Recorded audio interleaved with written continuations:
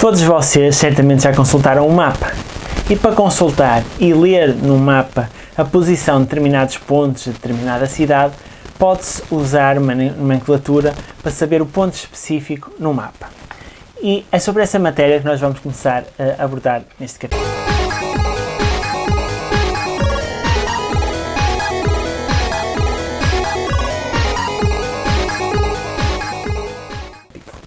Bem-vindos a mais um vídeo de matemática de 5º ano e vamos começar com o capítulo 3, que trata organização e tratamento de dados.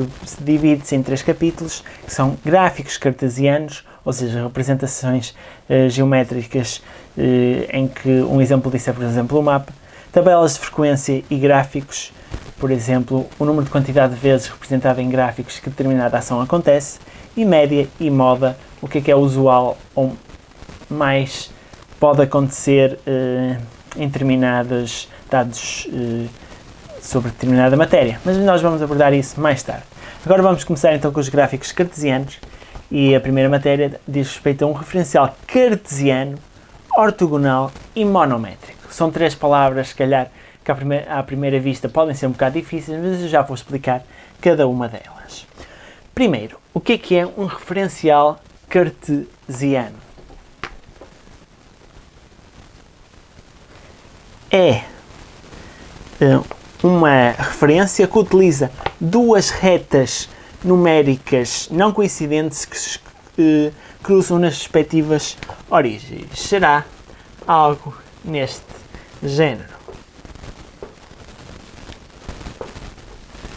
Isto é a origem, isto será um eixo do x e um eixo dos y, que eu já vos vou explicar.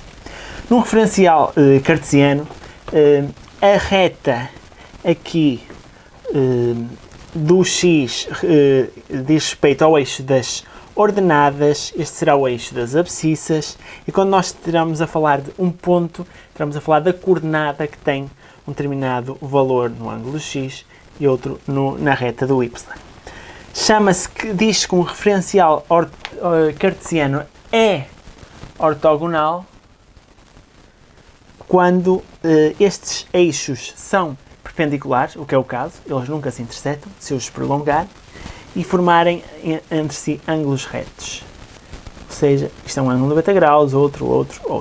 Forma um ângulo de 90 graus, ou seja, este é um referencial cartesiano que também é ortogonal. Monométrico é quando a unidade de medida é a mesma nos 2 eixos. Por exemplo, eu posso colocar aqui um 5 e aqui um 10.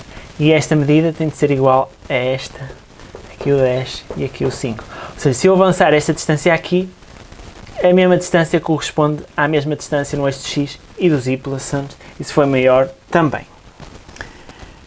O ponto de interseção destes eixos diz a origem do referencial, que é este ponto central que se designa maioritariamente por O, e temos aqui então o referencial cartesiano. Eu agora vou desenhar aqui algumas figuras e vou pedir-vos que vocês digam se de facto estes referenciais são cartesianos, ortogonais e monométricos. Têm de ter estas características que eu vos disse. Se eu desenhar, por exemplo, assim, um referencial, será que ele é cartesiano? Eu até poderia colocar aqui as numerações. Isto será o A. Não é, porque as 2 semirretas não formam entre si um ângulo de 90 graus. São ângulos diferentes. Este será um ângulo grave, aqui um ângulo agudo, um grave e outro agudo. Ou seja, não fazem entre si ângulos de 90 graus. Por isso, este não é um referencial cartesiano.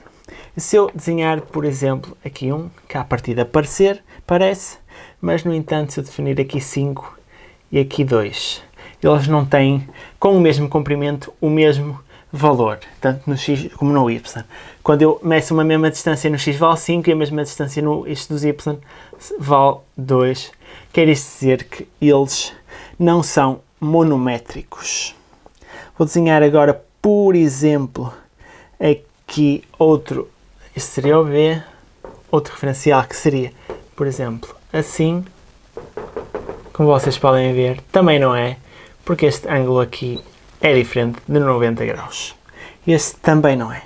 No entanto, se eu desenhar, por exemplo, assim, em que aqui digo 1, 2, 3, 1, 2, 3, mas aqui até digo 4, mostro mais um valor no eixo dos y do que no x, mas ele vai ser de facto cartesiano, ortogonal e manométrico, porque forma aqui ângulos de 90 graus, o mesmo valor que eu ando em cima e em baixo diz respeito à mesma unidade, só que aqui só mostro 3 unidades de medida, ali mostro 4, mas isso quer dizer que continua a ser de facto cartesiano, ortogonal e manométrico. É isto, estas 3 palavras, estes 3 palavrões que à partida soube pela primeira vez, que têm então aqui o significado que eu disse.